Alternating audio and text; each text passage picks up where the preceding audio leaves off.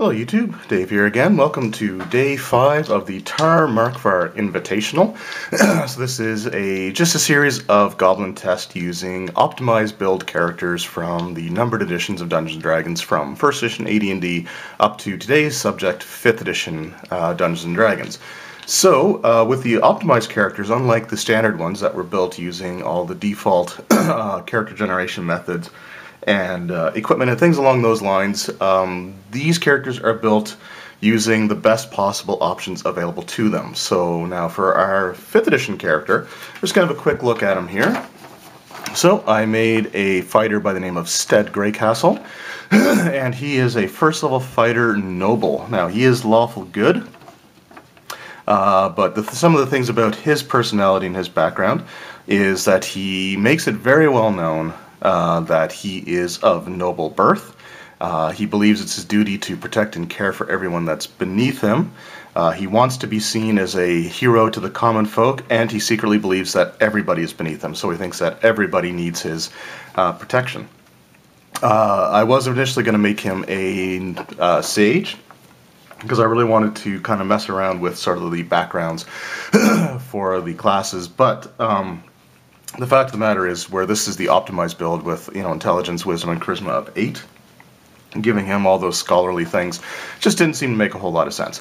As for what he has, so it still turns out that for the most part he's better off using the standard 1st level equipment packages offered by the fighter class. So he still has a chainmail, shield, and longsword, as well as a light crossbow that's never going to be used in this particular test. But I went with the variant human. So instead of doing the standard human like I did for the first character, this is the variant human, which instead of getting +1 to everything, gets +1 to 2 stats, gains training in a bonus skill, and earns a feat at 1st level, which no other race has the ability to do so. Every other race has to wait until they reach a level where they would gain an ability stat increase, which I think is 4th level for 5th edition, and at that point they would choose to forego that stat increase to take a feat. So this character is actually going to start 1st level with a feat. So what feat did I actually give him? I don't know how well you're going to be able to decipher my handwriting, but the feat is Heavy Armor Mastery. And what that does is it gives him +1 strength, as several feats do give a +1 to 1 ability score, but it also allows him to reduce damage from a non-magic weapon that is bludgeoning, piercing, or slashing by 3. So effectively, for the purposes of this test, whatever damage the goblin does is going to be reduced by 3. Our goblin does a d6 + 2, so in the event that I roll a 1, it's going to completely negate all the damage dealt. So that's basically the gist of what he has. Now, because he was the variant human, the optimized characters had a strength of 18, dexterity of 12, and a constitution of 16. So what I ended up doing with Stead here is I gave him the 18 strength. I put 1 + 1 for my race into strength, and I put the other into constitution, which isn't going to do anything at this stage of the game. But I did that. I gave him I gave him a 19 strength, and then his feat gave him a 20 strength. So with his longsword, he does 1d7, or sorry, 1d8 + 7, with the +7 attack bonus. So he has the duelist fighting style, which gives him +2 damage. So essentially, this is going to be a one-hit kill for any of the goblins that he hits. He still has his second wind, so he has the ability to heal damage on top of the normal reduction of damage that he's already doing. So with that all said and done and out of the way, let's just zoom in a little bit here. Try to get a little bit of a sheet in. And so for our combatants, we've got our dice for our goblins. And this is the d6 they would roll for damage. I have just a second d6 in case they crit. And for Stead, we're just going to use this one. This will be the regular damage, and in the event that I crit, although I guess there's really no need to necessarily roll damage because there's no way he's not killing a goblin with every single hit. But we'll go right into it here. So starting off with initiative rolls. Okay, so our goblin, that's going to be a waste of a natural 20, but the goblin goes on 22, and Stead is going to go on 14. Alright, so our first goblin today, who is hoping to earn his freedom by defeating one of the valiant knights, steps up to Stead and will attack. And I got an 11, they get +4, so that's only a 15. Stead's armor class is 18 from his chainmail and shield, so that is going to miss. Stead only needs to roll an 8 or greater to hit a goblin. Whoops, but that is a natural 1, so that's not going to be a great start. I guess Stead's a little bit nervous, showing off for the legendary Tar Markvar behind him.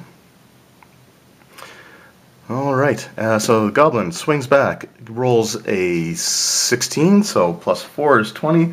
That is going to hit. They need to roll 14 on the dice to hit. And damage, again, if I roll a 1, is completely negated. So that's a 5. They get +2, which is 7. However, they get -3, so it's only going to be 4 points of damage, dropping Stead down to 9. So Stead, in retaliation, swings with his longsword, and that is going to be an 18 total, which hits. Again, it does a d8 +7, so a minimum of 8 points of damage. The Goblin has only 7 hit points, so that Goblin is defeated. I'm not going to bother rolling the unnecessary dice at this point. Alright, so the next Goblin's going to move up, as it nervously makes his way to the front of the line, or steps up to attack Stead. Misses horribly with those jitters. Stead rolls a 9 plus, what do we say, 7, so 16, that is going to hit. And I know it's hard to see. Whoa, I forgot I'm zoomed in here. I know it's kind of hard to see. I don't know if it's going to focus or not. But the little dot to indicate is actually at the bottom there, so yeah. So second Goblin down. Next Goblin's going to move up and take a swing. Also rolled a 9, but that is going to miss. Stead, in retaliation, kills a third Goblin, so he's just going to go right through them here. Next Goblin moves up, very nervous, seeing all of the dead Goblins in front of him, but rolls an 18 on the dice. That is going to hit. So the damage is 2, so +2 is 4, -3 is 1. So Stead takes another point of damage, so he is not at risk of dying unless he gets hit by a critical. So at this point, I've only taken, well, I've taken 5 points of damage. I don't quite think it's necessary to use the second wind yet, so he's just going to make his normal attack. But that's a 2, he's going to miss, so this Goblin's going to swing again and miss back. So Stead, in response, wow, this is getting pretty bad. The Goblin's just dodging all over the place, hoping to land a slice with the scimitar that gets through the armor. Ooh, that is a natural 20. Okay, well, maybe I should have used the healing. So this is going to be 2d6 plus, basically 2d6 -1.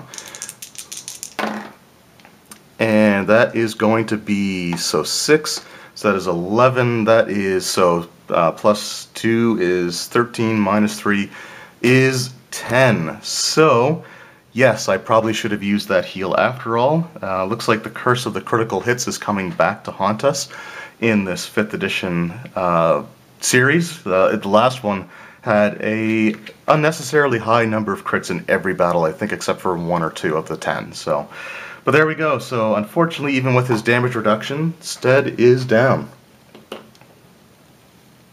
And we have another Goblin who has earned his freedom. Alright, so we have only 3 Goblins killed. So I'm actually kind of surprised by that. I was expecting to have a lot more. But again, this is only the first battle, so there are going to be many more to come. Now, as far as those go, I was hoping to have all the other editions' combats taken care of by today.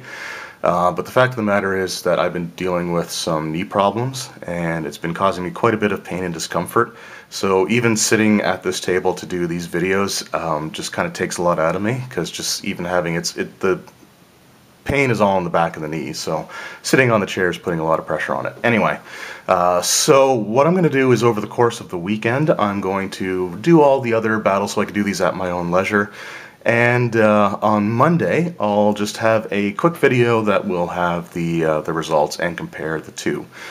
So anyway, I hope you guys have enjoyed this series so far. Tar Markvar has been enjoying the festivities and been enjoying all the exhibitions of martial prowess that he's seen here.